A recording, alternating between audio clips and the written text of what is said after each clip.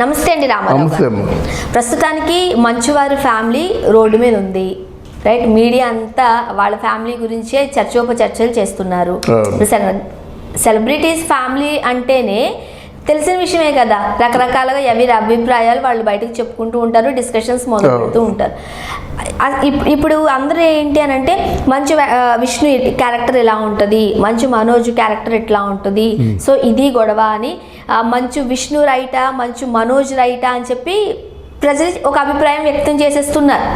అసలు గొడవ అంతటికీ రీజన్ ఏంటి? అసలు ఎందుకు మంచు మనోజ్ బయటకు వచ్చి గొడవ ఫేస్బుక్ వేదికగా తన అభిప్రాయం చెప్పుకున్నారు, అండ్ పోలీస్ కంప్లైంట్ కూడా ఇవ్వబోతున్నారు సొంత అన్న పైన.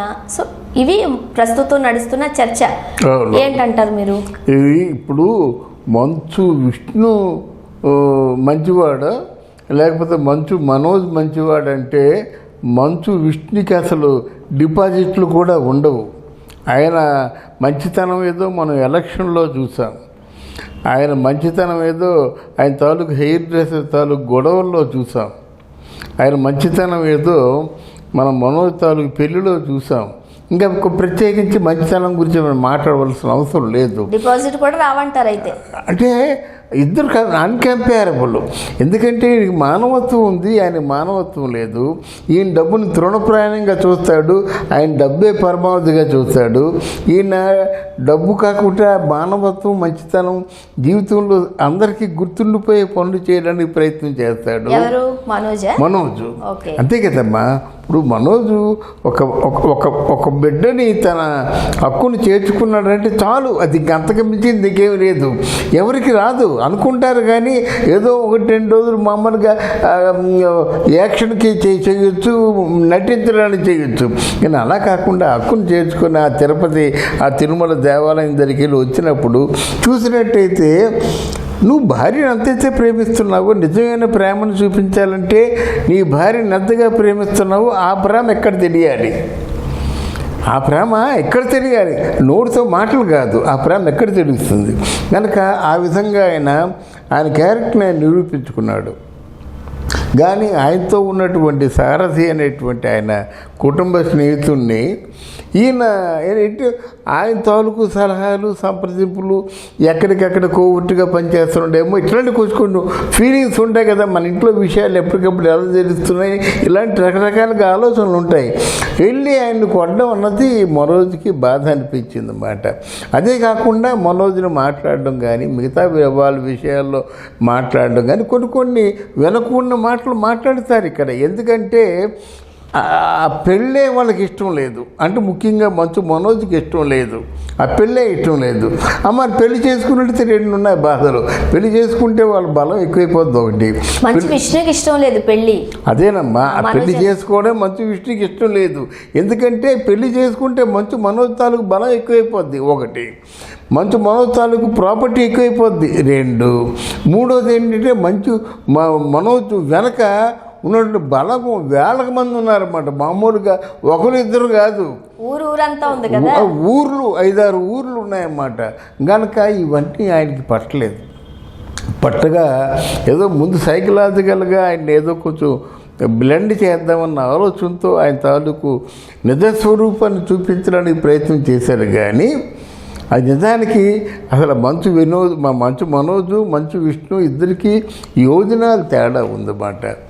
ఆయన పిల్లలతో ఉన్నాడు, మంచు మనోజ్ పిల్లలతో లేడు, ఉన్నాడు ఒకడే ఒక బిడ్డ.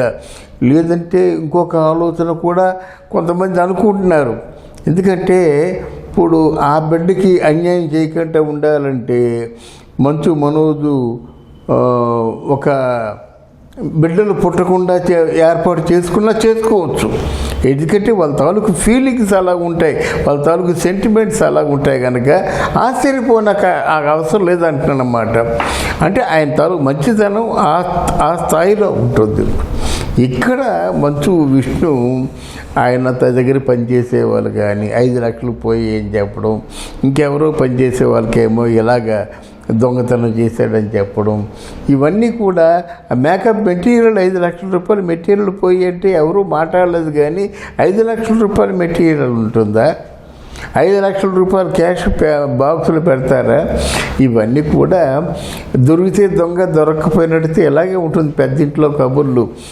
వాళ్ళు క్షమాపణ చెప్పన్నారు, వీళ్ళు క్షమాపణ చెప్పన్నారు.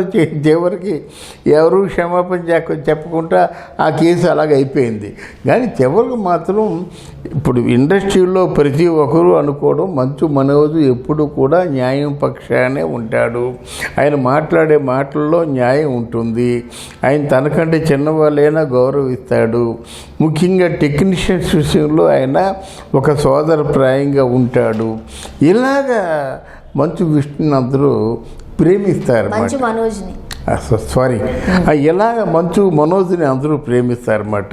ఎంత మంచు మనోజ్ తాలూకు అంటే అక్కడ అన్ని డాక్కలు కదమ్మా. ఇక్కడ మంచు ఇప్పుడు ఈవిడ మౌనికారెడ్డి ఇంట్లో ఉన్న వాళ్ళందరూ మామూలు వాళ్ళు కాదు, డాగ కళ్ళు మాట. అంటే ఎక్కడ ఏ పొరపాటు జరిగినప్పుడు కూడా మౌనికారెడ్డి తెలిసిపోతుంది. ఎందుకంటే 1000 కోట్లతో ప్రాపర్టీ కదా, జనంలో సమస్య కదా. అంతమందిలో కూడా మనోజు అంతమంది మనసుల్ని కూడా గెలుచుకున్నాడు. దాన్ని మించిన తార్కాన ఏముంటుంది? మంచు భూమ ఇప్పుడు మంచు అంటాను, భూమ మౌనికారెడ్డి చాలా తెలివైందట. తర్వాత చాలా ఏదైనా ఒక ఇష్యూ వచ్చినట్టయితే చాలా నిశ్చితమైనటువంటి దృష్టితో పరిశీలిస్తుందట. ఆవిడ ఆర్గ్యుమెంట్ దిగినట్టయితే లాయర్ కాదు, పోలీసులు కాదు, ఎవరైనా సరే తోక ముడుచుకొని వెళ్ళిపోవడం అన్నమాట. అటువంటి వ్యక్తి దగ్గర అటువంటి వ్యక్తి ప్రేమను గెలుచుకున్నాడంటే మంచు మనోజు.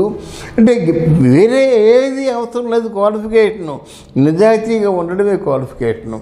ఆ నిజాయితీ మంచు మనోజులో ఉంది.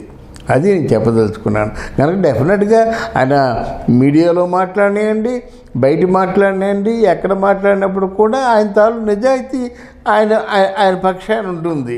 మిగతా వాళ్ళు ఏదైనా స్వార్థంతో కానీ ఇంకేదైనా కుట్రపూరిత ఆలోచనలతో కానీ ఉన్నట్టయితే నలుగురిలో ఆయనే చెడ్డ పేరు తెచ్చుకుంటాడు. ఇప్పుడు పోలీస్ కంప్లైంట్ ఇవ్వడానికి కూడా మంచు మనోజ్ వెనుదీయడం లేదు అంటూ వార్త వస్తుంది. అవును, ఆ పోలీస్ కంప్లైంట్ ఇస్తాడు. ఎవరెవరిని కొట్టేస్తే ఎవడు ఊరుకుంటాడు?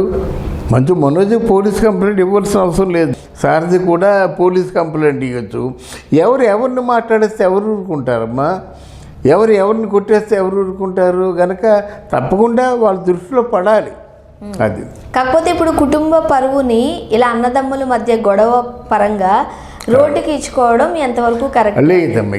ఇది జనరల్గా పెద్ద కుటుంబాల్లో జరుగుతున్నవే. ఇందులో పరుగు పోయిందని మోహన్ బాబు పెద్ద ఆలోచించవలసిన అవసరం లేదు. అలాంటి ఆలోచనలు మోహన్ బాబుకి లేవు. ఇద్దరు అన్నదమ్ములు, ఇది 2 వ్యక్తిత్వాలు ఉన్నవాళ్ళు. మంచివాడేమో కుమ్ము కాస్తాడు, చెడ్డవాడేమో దూరం చేసుకుంటాడన్నమాట. నీకు నాకు సంబంధం లేదంటాడు. అదే జరుగుతుంది. ఇప్పుడు పిల్లలనైతే కంటారు కానీ వాళ్ళు తలరాతను కంటారు కదమ్మా. అందుకు పెద్ద పరువు తీసి బజార్ని వేసింది ఏమి లేదు. ఈయన మెంటాలిటీ అయింది, ఆయన మెంటాలిటీ అయింది. అది నేను ఆలోచించింది మాట.